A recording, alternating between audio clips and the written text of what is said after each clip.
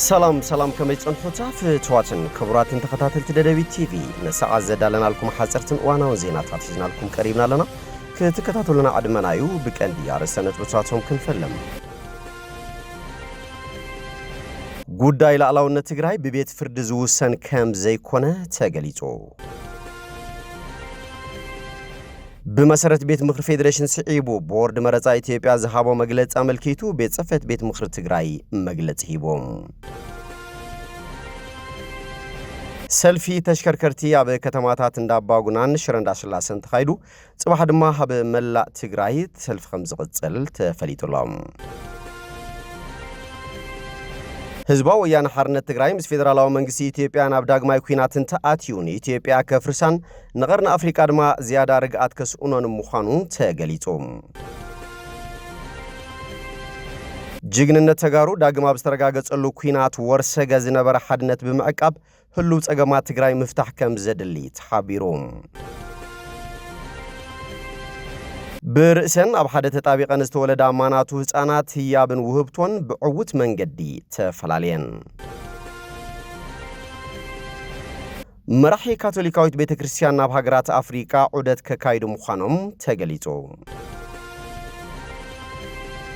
سومالي لاند أب إسرائيل فلامي أمباسادرا مزيزا ناب زرزرو سيجيرنا لنا مسألة توزيناتات بينيام حدش سناي مكتتال ጉዳይ ላዕላውነት ትግራይ በቤት ፍርድ ዝውሰን ከም ዘይኮነ ተገሊጾም አበይት ብሔራዊ ጉዳያት ትግራይ ብሻጥርን ድራማን ናብ ቢሮክራሲን ቤት ፍርድና ወሰድካም ናብ ዋጋ አዳጋ ሙራድ አብለል ህዝብ ትግራይ ዘስዕቦ ቀጻል መዘዝ ከቢድ ከም ዝኾነ ምክትል ፕሬዝዳንት ግዚያው ምሕዳር ትግራይ አይተ አማኑኤል አሰፋ ገሊጾም ምክትል ፕሬዝዳንት አማኑኤል አሰፋ ላዕላውነት ትግራይ ጉዳይ ቤት ፍርድ ኢትዮጵያ አይኮነን በመባል ላዕላውነት ትግራይ ጉዳይ ዋጋ አዳጋ ከም ዘይኮነን ላዕላውነት ትግራይ ጉዳይ ሪፈረንደም አይኮነን ላዕላውነት ትግራይ ጉዳይ ድራማን ሽርሕን ክኸውን አይኽእልን ክብሉ አብ ማህበራዊ ሚዲያ ገሊጾም አቦ ወንበር ውድብ ሳልሳይ ወያነ ትግራይ ዝነበሩ ፖለቲከኛ አይተ አሉላ ኃይሉ በወገኖም መንግስቲ ኢትዮጵያ በቀረበ አዋን በብሔራዊ ቦርድ መረጻ ኢትዮጵያ ዝተዋሃበ ውሳነ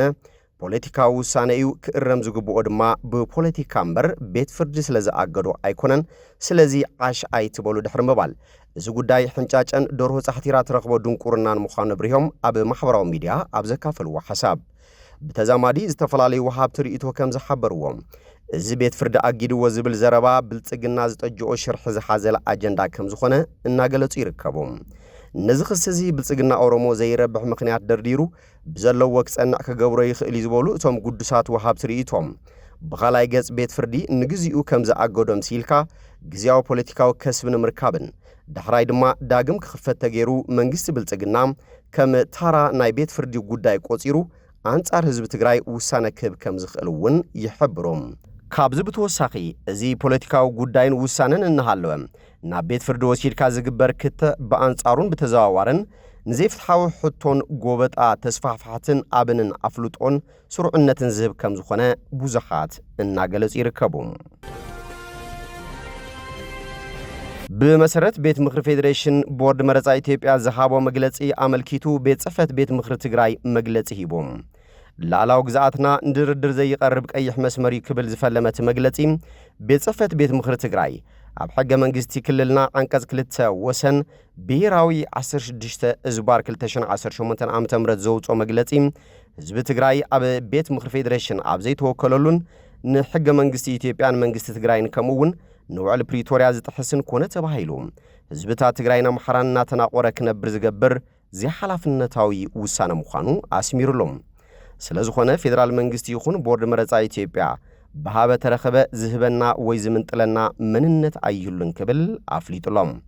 ስለዚ ቦርድ መረጻ ኢትዮጵያ አካራኻር ቦታ ኢሉ ንሕግን ሕገ መንግስታዊ ስርዓትናን ዝጥሕስ ዘውጾ መግለጺ ላዕላው ግዛአትና ንድርድር ዘይቀርብ ቀይሕ መስመር ምዃኑ ብምርዳ ቤት ጽፈት ቤት ምክር ትግራይ እቲ ዝተዋሃበ መግለጺ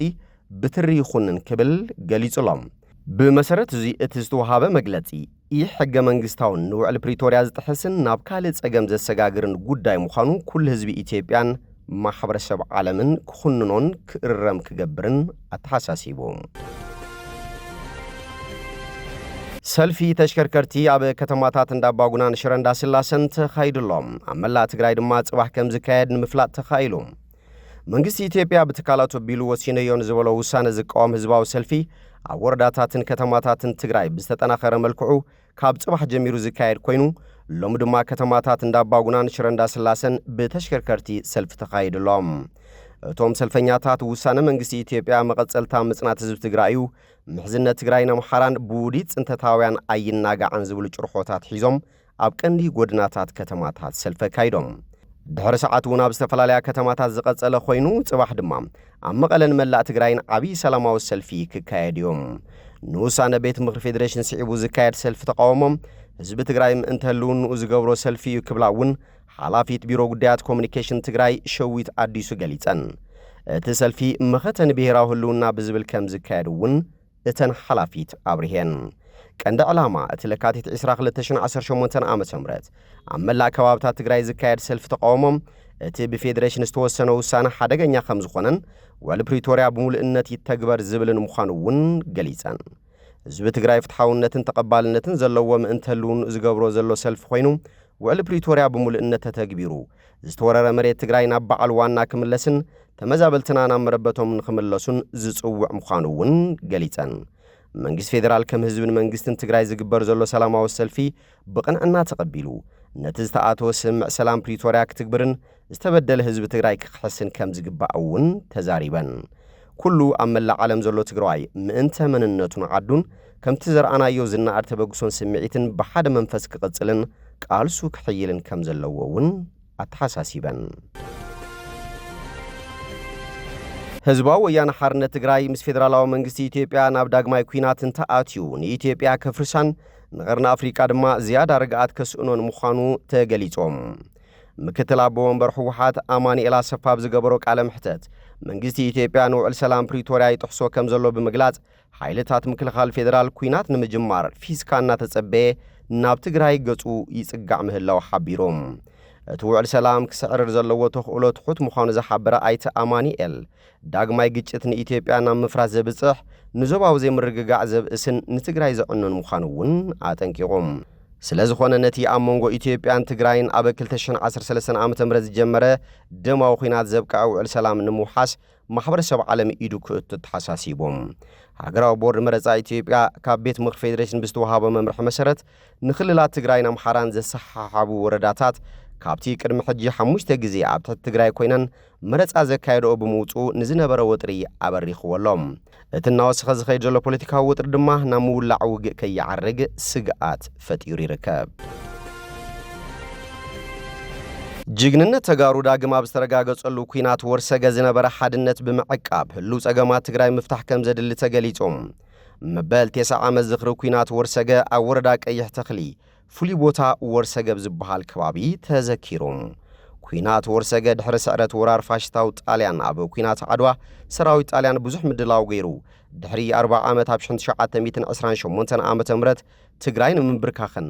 ንናይ ኩናት ዓድዋ ሕነን ምፍዳይን ዝተኻየደ ኩናት ምንባሩ ድማ ሰነዳት ታሪኽ ይሕብሮም ኩናት ወርሰገ ፋሽስታዊ ጣልያን ብኣማይ ተሽሓት ሰራዊት ዘኽተተሉ በዝሒ ዘለዎ ጽዋር ኩናት ዘሰለፈሉ ኣብ ልዕሊ ህዝቢ ትግራይ መርዛም ጋዝ ዝተጠቐመሉ ከም ዝነበረ እውን መዛግብቲ ታሪኽ ይገልጾም ኣብ ወርሰገ መቃብር ብኣሽሓት ዝቝጸሩ ወታደራት ጣልያን ከም ዝርከቡ እውን ዝፍለጥ እዮም ዋና መሓዳር ወረዳ ቀይሕ ተኽሊ ኣይተ ገብረመድህን መረሳ ዝኽሪ ኩናት ወርሰገ ኣብ ነብዕለሉ ዘለና እዋን ህዝቢ ትግራይ ብሰንኪ ኩናት ካብ መረበቱ ተመዛቢሉ ኣደዳ ጥሜትን ሕማምን ኣብ ዝኾነሉ ግዝኣት ትግራይ ብዕጡቓት ሓይልታት ኣብ ዝተወረረሉ ግዜ ኮይና ኢና ነብዕሎ ዘለና ክብሉ ተዛሪቦም ነዚ ንምምካትን ጸገማት ህዝቢ ትግራይ ዘላቕ መፍትሒ ንምርካብን ድማ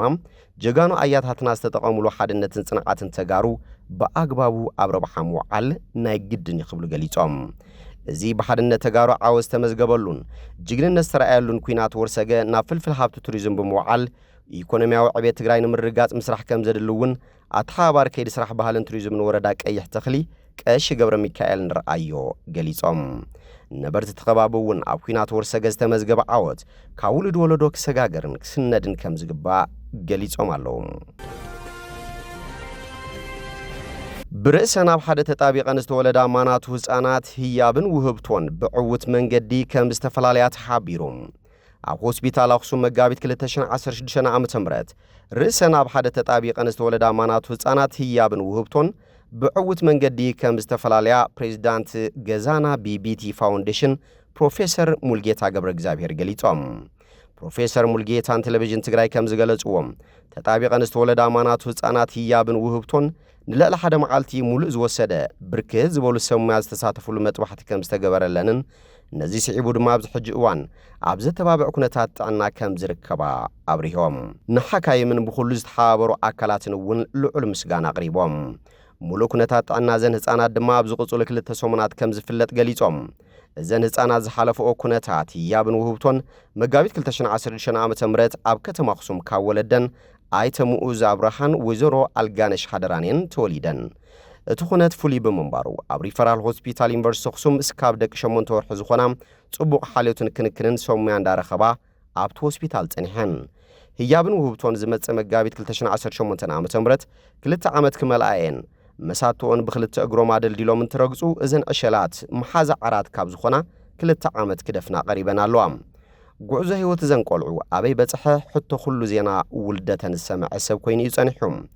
እዘን ዕሸላት መዛንኦን ብክልተ እግሮም ረጊጾም ናጽነቶም እንተስተማቕሩ እንትሪኣም እዚ ዕድልና ኣን ዘይተፈጠረ ይመስለን ነይሩ ይኸውን ነዚ ኩነት ሰምዐ ፕሮፌሰር ሙልጌታ ገብረ እግዚአብሔር መፍትሒ ከናዲ ዕረፍተ ይረኸበን ኩነታት እዘን ዕሸላት ካብ መቕርቡ ገብረ ኣምላኽ ምስ ሰምዐ ካብ ኣኽሱም ወፂአን ዝኸዳሉ ቦታ ስለ ዘይነበረ ኣብ ከተማ መቐለ መዕበይ ህፃናት ሎላ ቦታ ተረኺቡለን ክጸንሓ ገይሩ 33 ኪኢላታትን ሰሙያ ብምርካብን ምስ ፈተውቱ ብምምኻር እቲ ጉዳይ ፍታሕና ምንዳይ ከም ዝኣተወ ይዛረብ መጋቢት 2017 ዓ.ም ድማ ካብ መቐለ ናብ ኣሜሪካ ከይደን ክሕከማ ከም ዝገበሩ ፕሮፌሰር ሙልጌታ ሓቢሮም ህያብን ውህብቶን ኣብ ሃገር ኣሜሪካ ግዛኣት ሚዞሪ ከተማ ሴንት ሎሽ ሆስፒታል ካርዲናል ግለን ግልጋሎት ሕክምና እንዳገበራ ጸኒሐን እዘን ዕሸላት ቅድም ክብል 4 ከበድቲ መጥባሕትታት ዘካየዳ ኮይነን ናይ መወዳእታ ናይ ምፍላይ ዕውት መጥባሕቲ ከም ዝገበራ እውን ፕሮፌሰር ሙልጌታ ኣበሲሮም መራሒ ካቶሊካዊት ቤተክርስቲያን ናብ ሃገራት ኣፍሪካ ዑደት ከካይዱ ምዃኖም ተገሊጾም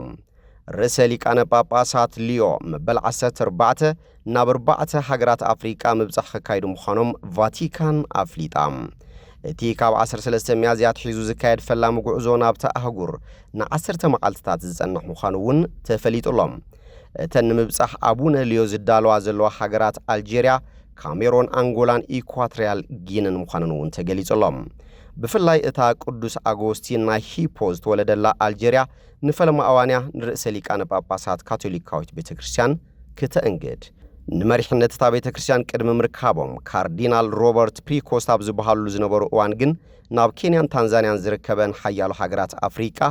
በፂሖም ከም ዝነበሩ ዝፍለጥ እዩ ሶማሊላንድ ኣብ እስራኤል ፈላም ኣምባሳደር መዚዛ በእስራኤል ከም ናጻን ላዕላዊትን ሃገር ኣፍልጦ ዝረኸበት ሶማሊላንድ ፈላም ኣምባሳደር ሼማላ እቲ ስጉምቲ ነቲ እስራኤል ዘለዋ ወግዓዊ ዲፕሎማሲያዊ ዝምድና መሰረት ዘንጽፍ ምዃኑ መንግስታዊ ማዕከን ዜና ሶማሊላንድ ገሊጾም ኣፈኛ እታ ባዕላ ናጽነታ ዝኣወጀት ርእሰ ምምሕዳር ሁሴን ዓደን ዒገ እቲ ብፕሬዝዳንት ዓብዱራሕማን መሐመድ ዓብዱላሂ ዒሮ ዝተወሰነ ምምዛዝ ናይቲ ኣምባሳደር ኣረጋጊጹሎም